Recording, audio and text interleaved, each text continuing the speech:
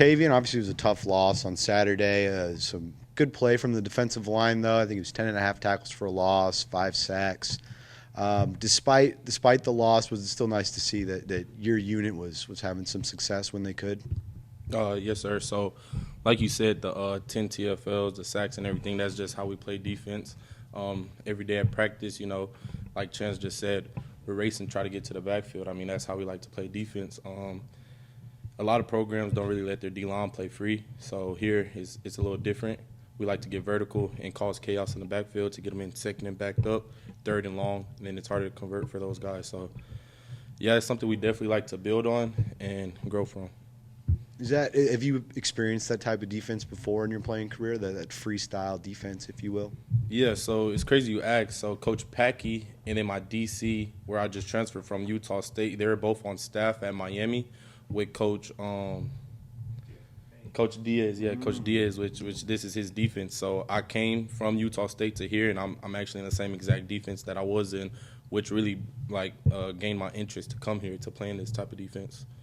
So with so many new guys, are you helping everybody else kind of get accustomed to it, the guys who aren't used to it at all? Yeah, it's funny you ask because, literally today in the morning, the meetings, the coach, he's going over all the plays, and, before he can even ask the question, I'm giving him the answer for the DNs, for the Vipers, for the D tackles. And he's like, I mean, y'all joking about Tavian, but, he knows the defense. And when we on the field, those guys, if they ever need a question, if they ever confused, I'll let them know. I'll be like, hey, you got this, and that. And then, I just keep those guys going. You're well versed in the defense. What do you think that needs to be done better to switch the result from what it was on Saturday? Really just the small techniques. We just gotta capitalize on the small techniques, get everything together, and then, like I said, play like a entire unit. And then I feel like we could be unstoppable on defense. These past 2 games, y'all been giving a lot of these quarterbacks a lot of trouble these past 2 games. What is it about how have y'all been able to get a lot of pressure on these quarterbacks and also on the offensive line? Like I said, that's just something we practice every day. We're practicing getting in the backfield, attacking the quarterback.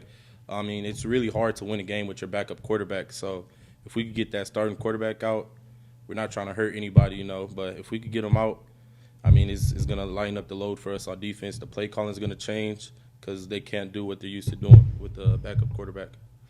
Frank Harris, his mobility was I know it was giving guy a little bit of trouble. What is it about those mobile quarterbacks that kind of make it more tough to tackle? I mean, with a mobile quarterback, it's just an extra hat that you got an account for. So whenever, as a defensive lineman, you kind of have to rush differently. You can't really get up the field as much. You got to level off on your rushes. You got to make sure that he's contained at all times because, like you said, Frank, he's a very elusive quarterback. He can make plays up here that aren't even there just because of his feet. He stayed looking downfield, but then again, he can also beat you with his feet. So it's just a different type of rush that you have to do. You have to level a lot, and you just got to make sure he's contained. You play high school ball at Humboldt, going to Utah, and then going to Utah State. How good does it feel to be back in Texas? I mean, it's great. Like Chance just kind of alluded to it a little bit. The elevation is. I got up there the same day I got up there. They threw me into the workout group, and I'm like, whoa, this is different. I mean, it took me about a week or so to get used to that. I really liked it out there in Utah, though. The mountains and everything, the outdoors stuff. I'm an outdoors guy as well. But being back in Texas, Baylor was the first game where I had my entire family come to, all of my football career, so that felt really great.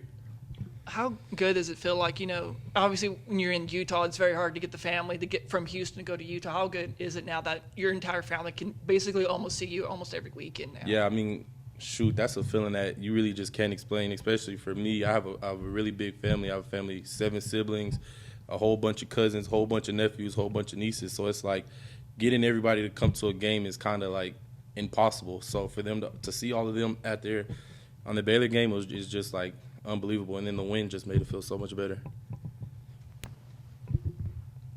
I know it's early times for it, but Jackson State coming up this week. Have you gotten to scout them at all? Have y'all checked out any film, or what are you anticipating from that offense? Yeah, they like to run a gap scheme a lot, which we've seen from UTSA, so I'm not going to be surprised they come out and try to run that very early. I mean, we're just doing our regular scouting reports, watching film and everything. They're a really good team. I mean, we're just going to have to do what we got to do to stop them. With gap scheme, what do you do to counteract all the pulling guards and tackles and all that? Is there something you could take away from Saturday that you saw there that you think you could use this week? I mean, we just got to play our techniques. We have our techniques to stop it. I mean, our DN, we gotta do a great job boxing this week. D tackles get vertical. If our D tackles are getting penetration how we should, that gap scheme should be dead, because if that puller pulls, there's no way that this center should be able to block back on the D tackle. So we should be making TFLs all day. But that's just something that we got to work on and get our technique down. A really good crowd for that game on Saturday, with 50,000, somewhere around there, a little under 50,000 fans. First home game coming up this week, and how important is it for fans to show up? Did that play a difference when you hear them cheering when you do something well, like even on the road?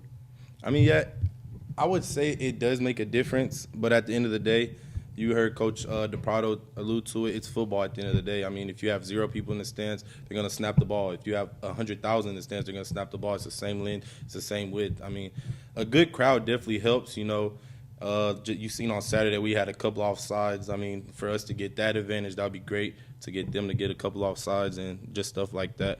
But at the end of the day, the crowd, if we have a big crowd, if we have a small crowd, we still have to come out and execute and do what we got to do.